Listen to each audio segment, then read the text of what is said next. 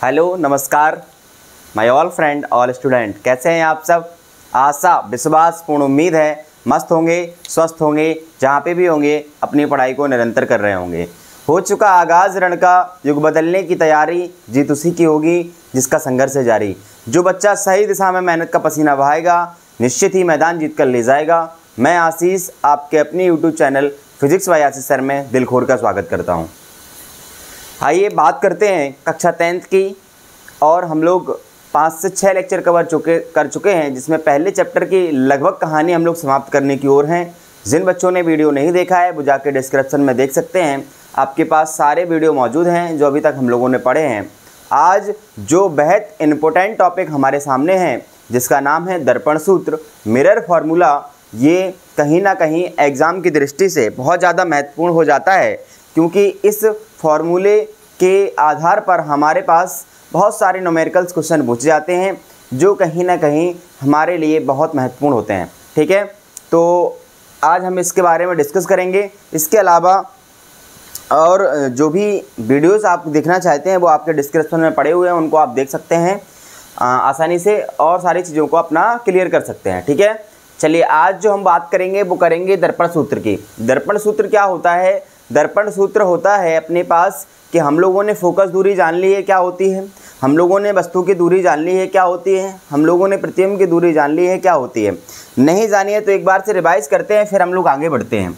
अगर हम लोग बात करते हैं फोकस दूरी की, अगर हम लोग बात करते हैं फोकस दूरी यानी एफ की, फोकस दूरी एफ की अगर बात करते हैं तो एफ क्या होता है? एफ होता है अपने पास पी से एफ तक की दूरी, पी से एफ तक की दूरी, पी से एफ तक की दूरी को हम लोग बोलते हैं फोकस दूरी। क्या कहते हैं बच्चा? फोकस दूरी कहते हैं। क्या कहते हैं? फोकस दूरी। ठीक है, इसके बाद जब हम बात करते हैं बेटा वक्रता त्रिज्या की यानी कि आर की, तो पी से हम सारी दूरियों को नापते हैं, तो पी से सी तक की जो दूरी होती है उसे हम लोग वक्रता त्रिज्या कहते हैं। क्या कहते हैं बच्चा? वक्रता त्रिज्या कहते हैं, जिसे हम लोग कैपिटल आर से प्रदर्शित करते हैं। इतनी बात क्लियर है। अगर हम बात करते हैं बच्चा यू की, स्मॉल यू की बात करते हैं, तो पी से जहाँ पे वस्तु रखी है, पी से वस्तु तक की दूरी, वस्तु तक की दूरी को कहते हैं वस्तु की दूरी। क्या कहते हैं बच्चा? वस्तु की दूरी। अगर हम जब बात करते हैं, जहाँ हम बात करते हैं वी की, जहाँ हम बात करते हैं वी की, तो पी से जहाँ पे प्रतिबिंब बना है, पी से जहाँ पर प्रतिबिंब बना है, प्रतिबिंब जो तक की दूरी होती है उसे हम लोग कहते हैं प्रतिबिंब की दूरी। इतनी बात सभी लोगों को एकदम से क्लियर हो गई होगी, प्रतिबिंब की दूरी। इतनी बात आई थिंक सभी लोगों को क्लियर हो गई होगी।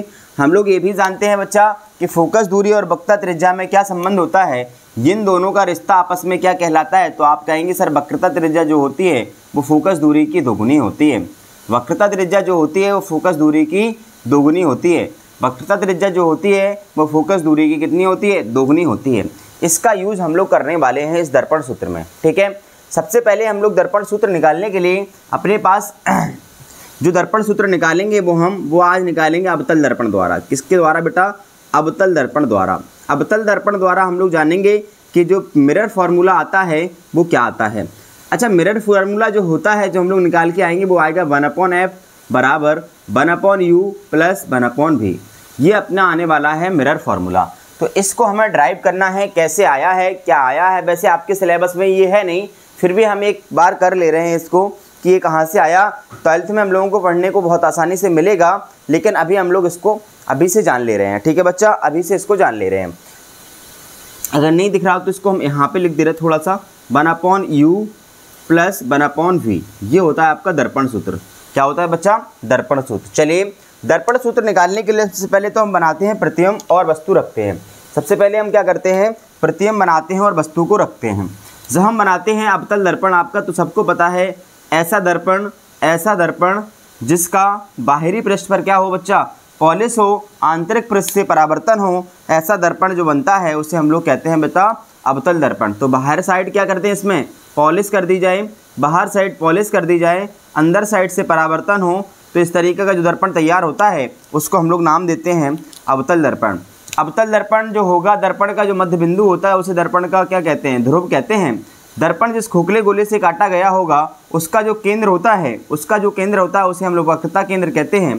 वक्रता केंद्र और ध्रुव को मिलाने वाली सीधी रेखा, वक्रता केंद्र और ध्रुव को मिलाने वाली सीधी रेखा, वक्रता केंद्र और ध्रुव को मिलाने वाली सीधी रेखा को नाम देते हैं बेटा मुख्य अक्ष।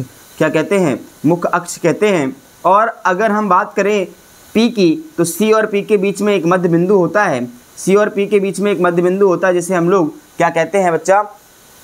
फोकस कहते हैं। क्या कहते हैं? फोकस कहते हैं। मान लीजिए आपके पास मुख्य अक्ष पर कोई लंबवत वस्तु रखी हुई है।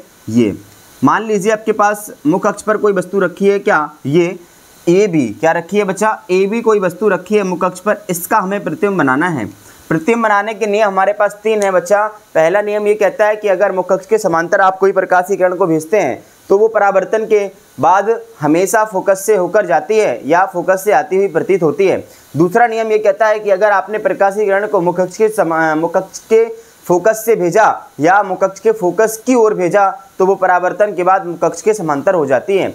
तीसरा नियम ये है कि अगर आपने प्रकाशीय किरण को भेजा है वक्रता केंद्र C से तो वो हमेशा C से ही लौट जाती है। ठीक है, जैसी आई है वैसी ही लौट जाती है। पहला नियम हम लोग लगाते हैं और पहला नियम लगाने के बाद हम लोग जानते हैं क्या होता है। मुख्य अक्ष के समांतर पहली प्रकाशीय किरण को भेजते हैं।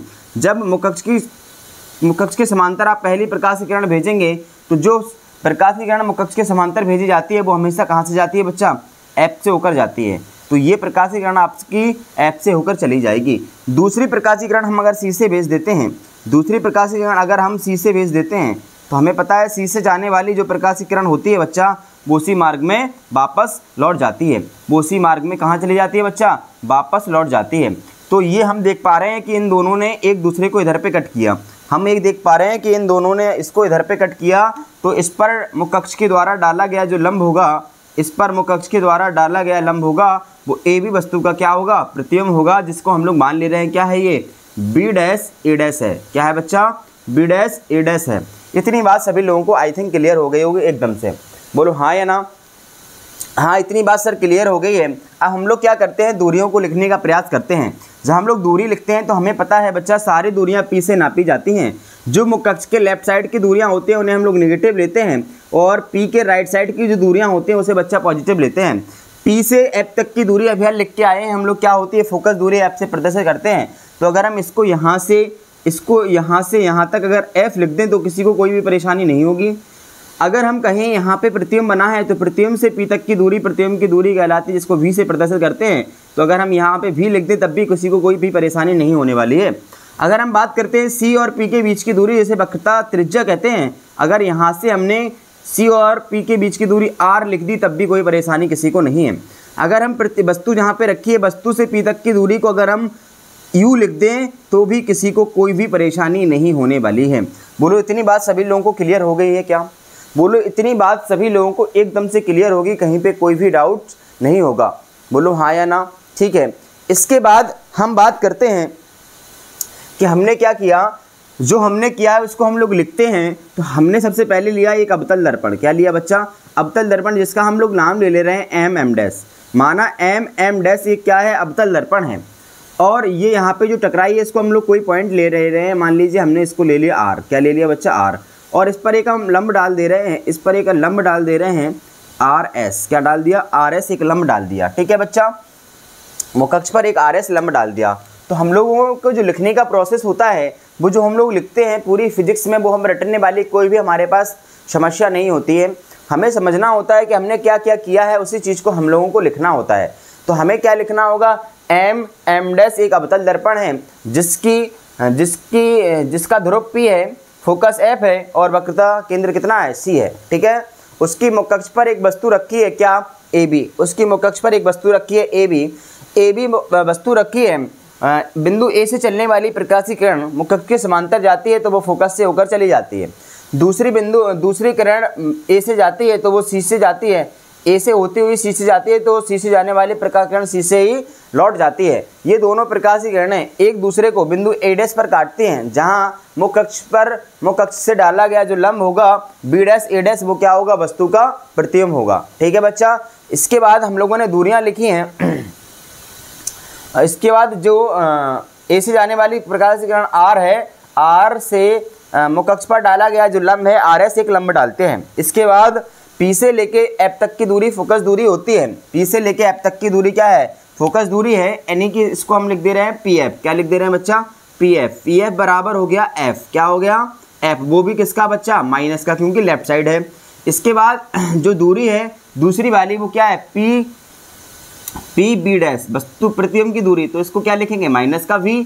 इसके बाद जो अगली दूरी है, P से C तक की दूरी, उसको हम लोग क्या लेंगे? PC मतलब वक्रता त्रिज्या यानी कैपिटल R, वो भी किसकी लेंगे बच्चा? माइनस की। इसके बाद P से B तक की दूरी जो होगी उसे हम लोग वस्तु की दूरी कहेंगे U यानी कि माइनस। सारी चूंकि लेफ्ट साइड में दूरियां हैं तो इस सब हम लोग कैसे लेंगे? माइनस में लेंगे। चलिए अब हम लोग करते हैं अपना काम, आगे का डेरिवेशन है उसको आगे बढ़ाते हैं। हम लोग जब बात करते हैं दो त्रिभुजों की, यहाँ पे हम त्रिभुज के नाम लिख रहे हैं, आप लोग देखिएगा। त्रिभुज पहला है अपने पास ABC। क्या है बच्चा? ABC। तथा दूसरा त्रिभुज है अपने पास, त्रिभुज A dash B dash C। क्या है बच्चा? A dash B dash C। ये एक दूसरे के समरूप हैं। कैसे हैं बच्चा? समरूप मतलब एक जैसे दिखने वाले त्रिभुज हमें दिख रहे हैं। अगर हम इन दोनों त्रिभुजों की बात करें, इसको हम लोग अलग मार्क से इसको रिमार्क कर रहे हैं, देखेंगे ये रहा ABC एक त्रिभुज, दूसरा त्रिभुज AB डैश और C। ये दोनों त्रिभुज एक दूसरे के समरूप हैं, एक जैसे हैं, 90 डिग्री है, कोण समान है, तो ये समरूप है। समरूपता की कहानी लगाते हैं। समरूपता की जो थ्योरम होती है वो कहती है कि जो संलग्न भुजाओं का अनुपात कैसा होता है? बराबर होता है। तो दो संलग्न भुजाएं मतलब AB के संलग्न मतलब उसी जैसी क्या है? A dash B dash. क्या है बच्चा? A डैश B डैश, वो कैसी होती हैं? बराबर होती हैं। और BC बराबर हो जाएगा किसके?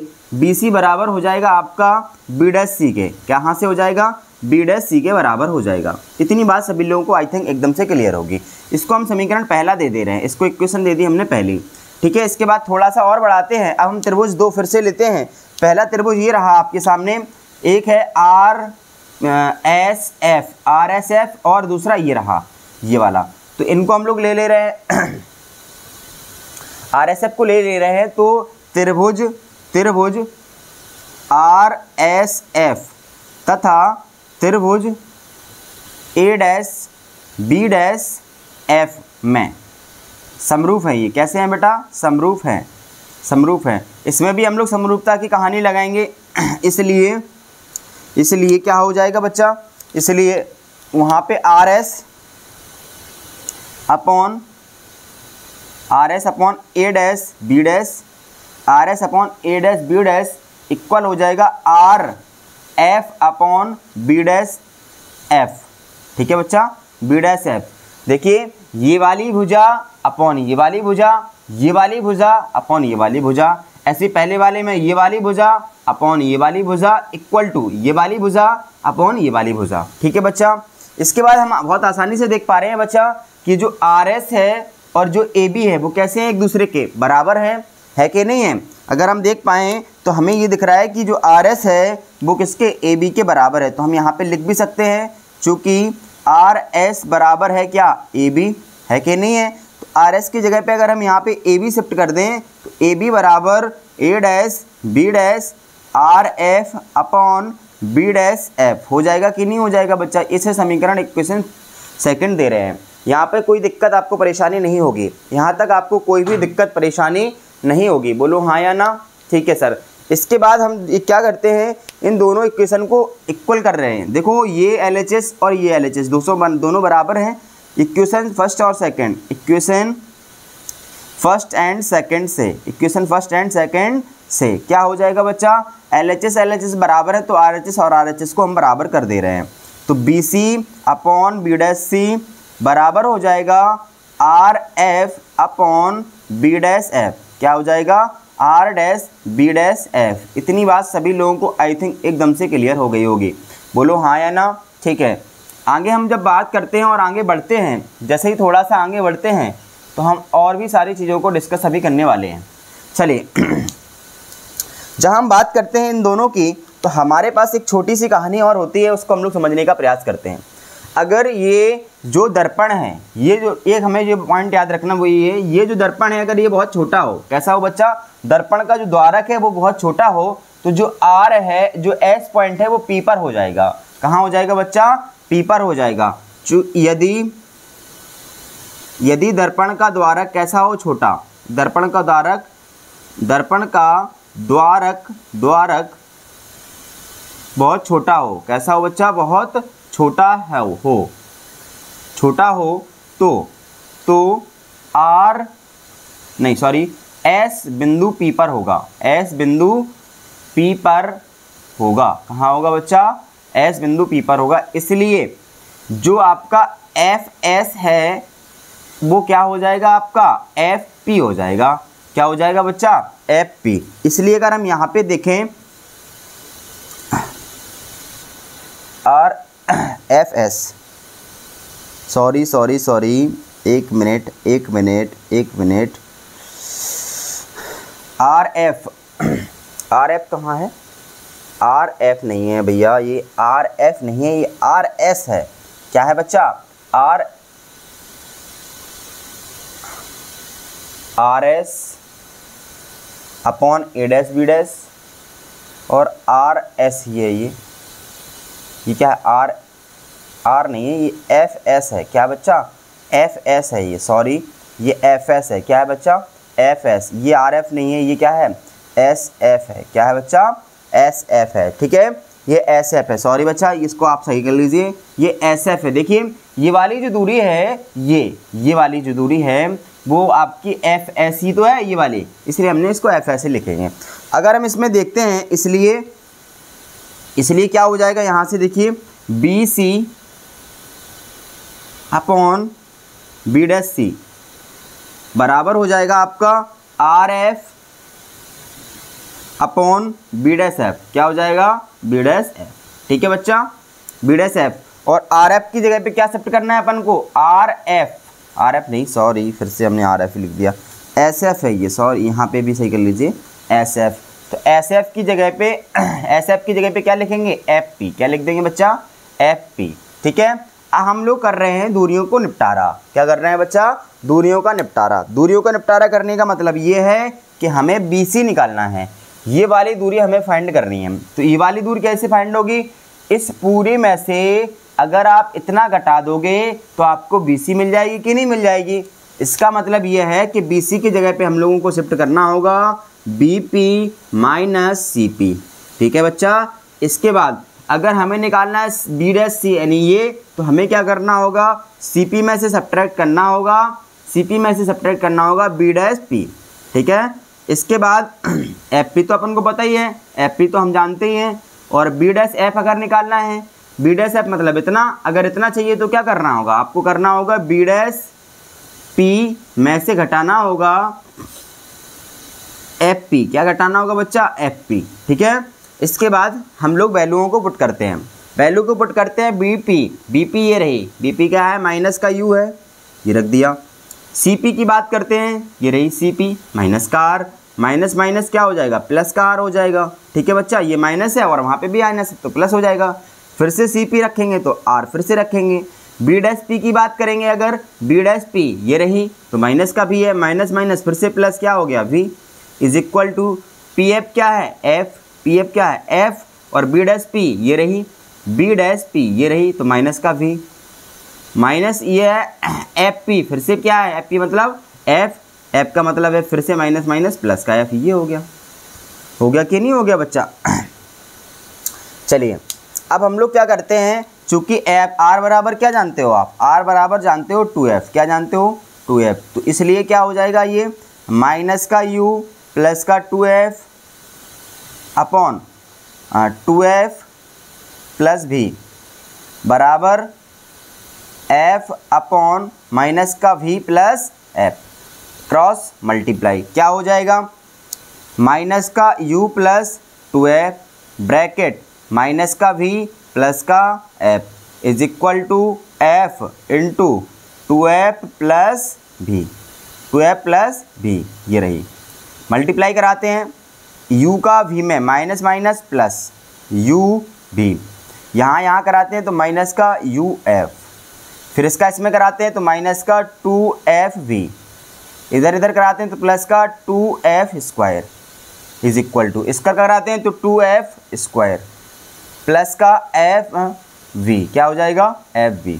ठीक है बच्चा, इसको हम लोग कट कर दे रहे हैं एफ स्क्वायर और ये एफ स्क्वायर, इसको यहाँ भेज दे रहे हैं, इसको पूरा टर्म क्या कर रहे हैं, ये और ये दोनों टर्म उस साइड भेज दे रहे हैं। ठीक है, तो ये हो जाएगा आपका U V equal F V plus का 2FV प्लस का यू एफ। तो U V is equal to F V plus का यू एफ। समीकरण में हम लोग भाग करेंगे, समीकरण में यू वी एफ से भाग करने पर क्या करेंगे, भाग करने पर, तो क्या हो जाएगा बच्चा, भाग करेंगे तो U F upon U V F is equal to, sorry ये यू वी है, F V upon U V F plus इस साइड करेंगे U F upon U V F. चलिए देखते हैं क्या होता है। अब क्या होता है, यू वी से यू वी कट गया ये पूरा, एफ से एफ, वी से वी, यू से यू, एफ से एफ, तो क्या बचा 1/f बराबर 1/u plus 1/v। This is mirror formula. यही क्या है आपका दर्पण सूत्र है, यही दर्पण सूत्र है, यही क्या है आपका बच्चा दर्पण सूत्र है। इतनी बात सभी लोगों को आई थिंक एकदम से क्लियर हो गई होगी। नोट डाउन कर लीजिए, स्क्रीनशॉट ले लीजिए इसका, फिर हम लोग जो आगे की बात होगी उसको फिर करेंगे। इतनी बात सभी लोगों को आई थिंक एकदम से बिल्कुल स्पष्ट रूप से क्लियर हो चुकी होगी। ये बातें सभी लोगों को एकदम से क्लियर हो गई होंगी। ठीक है बच्चा, ठीक है, ये बात क्लियर हो गई है ना। चलिए इसको हम लोग रेज कर दे रहे हैं और जो भी कहानी होगी उसको कल करते हैं। 1-2 टॉपिक्स और रह गए आपके सामने, उसको भी हम लोग डिस्कस कर लेंगे, फिर हम लोग आगे बढ़ेंगे इसी तरीके से। अगर वीडियो अच्छे लगता है, समझ में आता है, तो चैनल को सब्सक्राइब कीजिए, बेल आइकन का बटन दबाइए और साथ में अपने दोस्तों को शेयर कीजिए ताकि उनकी भी मदद हो सके।